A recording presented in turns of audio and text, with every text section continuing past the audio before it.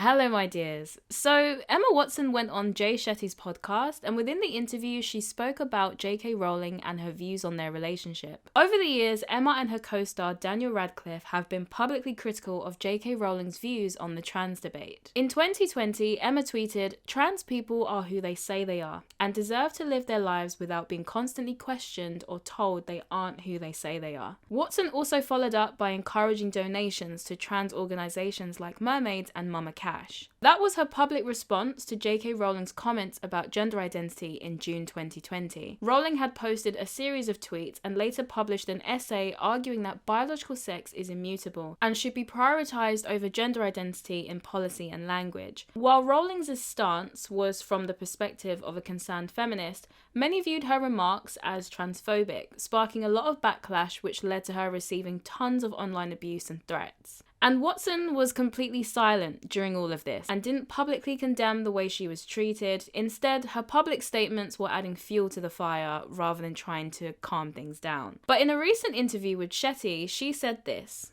It's something I wanted to ask you about that's difficult and challenging because it's something you spoke about earlier as to being such a big part of your life, an important part of your life.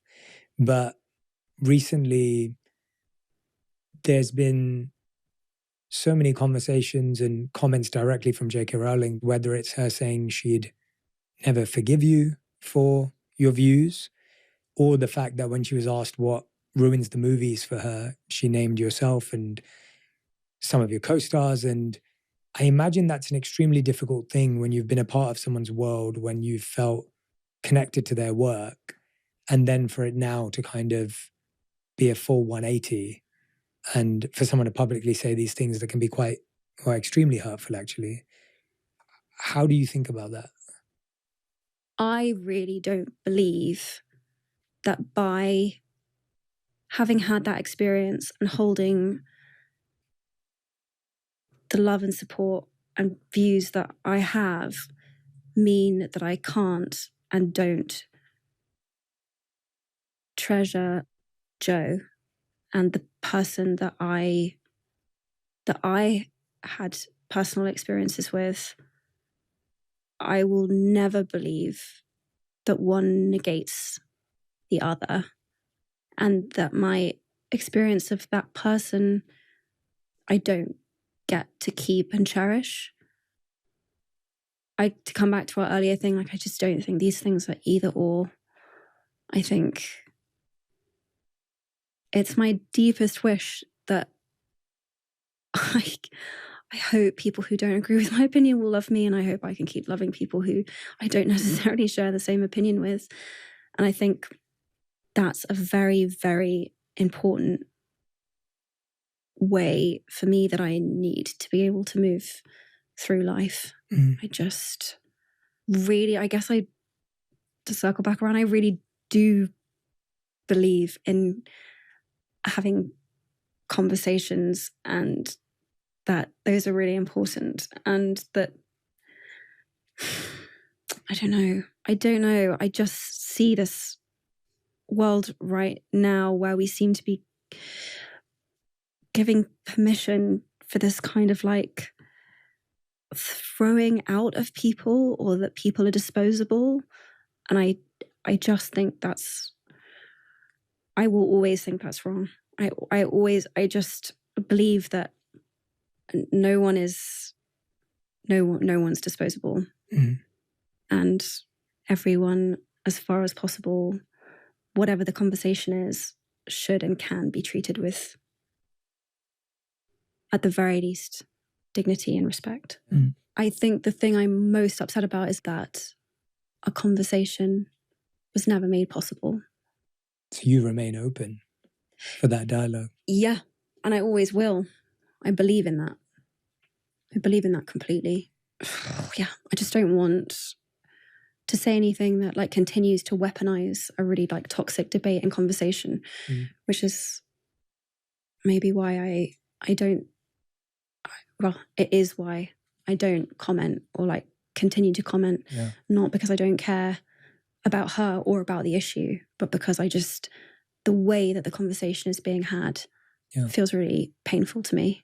But in response to this, J.K. Rowling tweeted the following: I'm seeing quite a lot of comment about this, so I want to make a couple of points. I'm not owed eternal agreement from any actor who once played a character I created. The idea is as ludicrous as me checking with the boss I had when I was 21 for what opinions I should hold these days. Emma Watson and her co-stars have every right to embrace gender identity ideology. Such beliefs are legally protected, and I wouldn't want to see any of them threatened with loss of work or violence or death because of them. However, Emma and Dan, in particular, have both made it very clear over the last few years that they think our former professional association gives them a particular right, nay, obligation, to critique me and my views in public. Years after they finished acting in Potter, they continue to assume the role of de facto spokespeople for the world I created. When you've known people since they were 10 years old, it's hard to shake a certain protectiveness. Until quite recently, I hadn't quite managed to throw off the memory of children who needed to be gently coaxed through their dialogue in a big scary film studio. For the past few years, I've repeatedly declined invitations from journalists to comment on Emma specifically, most notably on the witch trials of J.K. Rowling. Ironically, I told the producers that I didn't want her to be hounded as a result of anything I said. The television presenter in the attached clip highlights Emma's all witches speech, but in truth, that was a turning point for me. But I had a postscript that hurt far more than the speech itself. Emma asked someone to pass on a handwritten note from her to me, which contained the single sentence, "I'm sorry for what you're going through." She has my phone number. If you have someone's phone number, why would you ask someone to give them a handwritten letter? My personal theory is that Emma Watson didn't want to risk being seen with J.K. Rowling, so she avoided going to her personally, and she also probably didn't want to communicate with J.K. Rowling in any way that could be publicly exposed. If she had sent her a text or sent her a DM, then if J.K. Rowling was that kind of person, then she could have shared that online. So by asking someone else to give her a handwritten note that contained nothing more than one single sentence and no other information that would make it clear it came from Emma, in my opinion, that was Emma's way of trying to communicate with J.K. Rowling to say that she doesn't approve of how she's being treated. However, she was too scared to condemn it publicly or to reach out to her in a way that could be traced back to her. But anyway, J.K. Rowling continued on to say, "This was back when the death, essay and torture threats against me were at their peak, at a time when my personal security measures had to be tightened considerably and I was constantly worried for my family's safety. Emma had just publicly poured more petrol on the flames, yet thought a one-line expression of concern from her would reassure me of her fundamental sympathy and kindness. Like other people who've never experienced adult life uncushioned by wealth and fame, Emma has so little experience of real life, she's ignorant of how ignorant she is. I'd be astounded if she'd been to a high street changing room since childhood. Her public bathroom is single occupancy and comes with a security man standing guard outside the door. The greatest irony here is that, had Emma not decided in her most recent interview to declare that she loves and treasures me, a change of tact I suspect she's adopted because she's noticed that full-throated condemnation of me is no longer quite as fashionable as it was, I might never have been this honest. Adults can't expect to cozy up to an activist movement that regularly calls for a friend's assassination, then assert their right to that former friend's love as though the friend was in fact their mother. Emma is rightly free to disagree with me and indeed to discuss her feelings about me in public, but I have the same right and I finally decided to exercise it. Well, damn. To be honest, I agree with J.K. Rowling's assessment here. Emma didn't have to say the things that she said about her publicly. She could have just stayed silent, like many other Harry Potter cast members did. Or if she didn't want to stay silent because she does genuinely support the movement and she does really care a lot about it, she definitely could have done it in a way that was more respectful and in a way that didn't make things worse for J.K. Rowling. Or at least when she started to see that her comments were making things worse for her, she could have spoken out about it and said, listen, while I don't agree with J.K. Rowling, I don't agree with the harassment that she's receiving online. And another thing I also noticed as well in Emma's statements is that she says herself that a conversation was never actually had. And I can't lie to you, I really dislike people who act like this.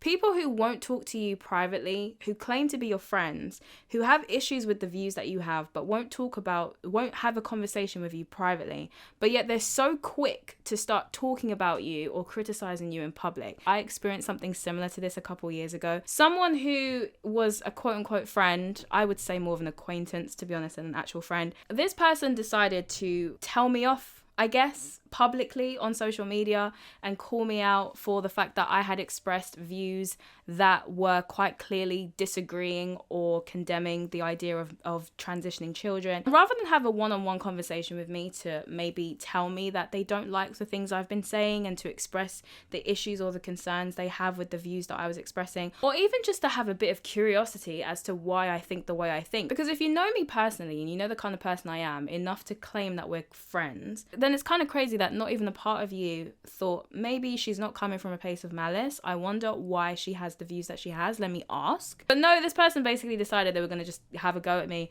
on social media in public, not even in a private conversation or anything, just like in a public space. And so I think when I see the way Emma's behaving, it kind of reminds me of that whole situation, because there are quite a lot of people who are like Emma. People who will play the friend card when it suits them, but when it's time for them to actually conduct themselves like a friend, they don't. Because all of this, I love Jo and I appreciate her. We always need to make sure that we have dialogue rather than just discarding people. Where was all of this energy when she was throwing her under the bus in 2020? Because she never needed to agree with J.K. Rowling, but she also didn't need to throw her under the bus either. Even now in this Jay Shetty interview, she's not exactly taking accountability or apologizing for anything. She's kind of, if anything, placed herself as the bigger person and someone who has the moral high ground by arguing that she doesn't believe that just because you disagree with someone you should just discard them or end dialogue with that person. She distanced herself publicly from J.K. Rowling, distanced herself so much from her that she wouldn't even send her a text or send her a message. She had someone else give her a handwritten note that couldn't be traced back to her. And when J.K. Rowling was receiving all this horrible treatment online, she kept quiet about it. She didn't really say anything to try and bring the heat down, even though she must have known that her comments must have made the situation worse. And yet now she sits there preaching about the importance of dialogue and having tough conversations and not discarding people just because you disagree with them. So two things could be happening here. Either one, Emma Watson has just genuinely had a change of heart and is seeing the world anew, or she's being a hypocrite. Emma also said in the interview that she no longer wants to comment on the topic because she thinks the conversation has become too toxic. With all due respect, this topic has always been toxic. Please tell me when it was never toxic. No, if you see a turf, punch him in the f***ing face. She was commenting on it during a time when J.K. Rowling was receiving all sorts of violent threats as well as essay threats. Was it less toxic then? I would say it was pretty toxic then too, yet she still made comments then. So personally, I'm not convinced of that because I think this debate has always been very toxic. I personally think that Emma has chosen to stay out of it, not because it's toxic, but probably because she's not sure anymore which opinion is the right opinion to have. When people were being fired and cancelled for having gender critical views, when that was the norm, it was easier to gauge which opinion would result in a lot less backlash. But now that things have changed, because the attitudes when it comes to this have changed a lot, she's probably unsure now what the correct thing to say is, so she's just sitting this one out. Emma is the second public figure I've seen demonstrate how much social opinions on this have changed.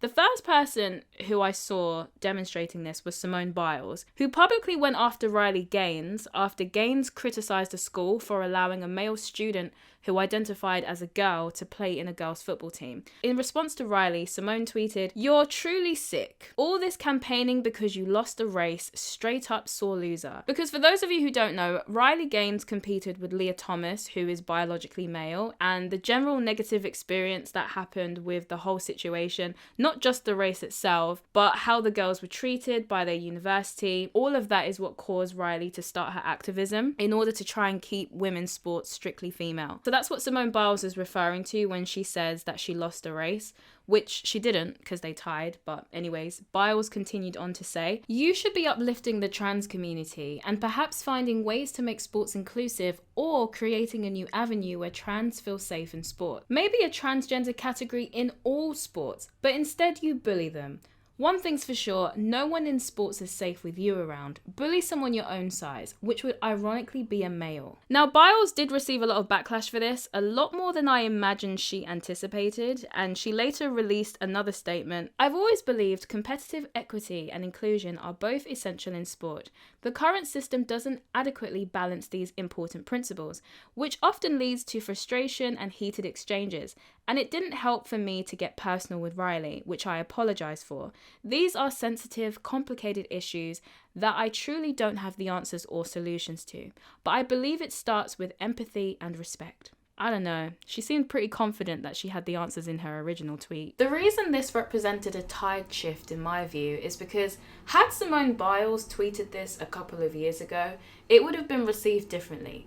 She would have very likely received overwhelming online support, which I think is what she expected. But what actually happened was she received enough backlash to prompt her to follow up with an apology and a tamer tweet. Now, something like this wouldn't have happened before. The trans activist allies would have been the ones demanding the apologies, not the ones giving them. But in the end, Simone Biles ended up angering both sides because her apology then got her into hot water with the trans activist side. Which kind of refers back to what I was saying about Emma and how I don't personally believe the reason she's no longer speaking on this topic is because she thinks the conversation's become suddenly super toxic. I personally think it's because she doesn't know anymore which opinion will get her less backlash. As before, only trans activists were loud and vocal, but the silent majority has now regained their voice, and they're using it to call out everything they disagree with. And so because of this, it's no longer an easy win for these celebrities to bash women like J.K. Rowling or Riley Gaines, and they're starting to notice. But anyway, I do think that all of this just goes to show that trans activists won many battles, but ultimately they are losing the war. And it's quite interesting because I remember there was a bit of a debate on the left about this, about the tactics being used by trans activists to accomplish their goals. And I do remember some people on the left saying that, you know, some of these tactics are not going to work. They need to be less aggressive with their approach. And the response to that was often, they need to be aggressive. Aggressive tactics were necessary to accomplish change. And then they would make references to some feminist movements that used aggressive tactics. But I think if anything, all of this has clearly proven that they were wrong, because all of their tactics have clearly backfired on them massively. I think if anything, the activists have made things considerably worse, not better. But that's just my thoughts on this, really. I would like to know what you think. What did you think about Emma Watson's latest comments? And do you agree with J.K. Rowling's response to them? Do let me know in the comments. I'd be very intrigued to read. If you found this video interesting, why not like and subscribe? Thank you so much for giving me your time today, and I shall see you in my next video.